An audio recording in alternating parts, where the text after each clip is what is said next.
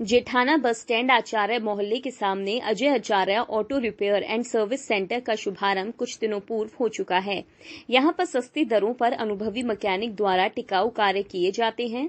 Ajay Acharya auto repair and service centre पर आने वाले सभी ग्राहकों का स्वागत है। समय पर कार्य को अंजाम दिया जाना ही फर्म का लक्ष्य है। समय पर सभी प्रकार के 2 व्हीलर की रिपेयर एंड सर्विस कर ग्राहक को संतुष्ट किया जाता है।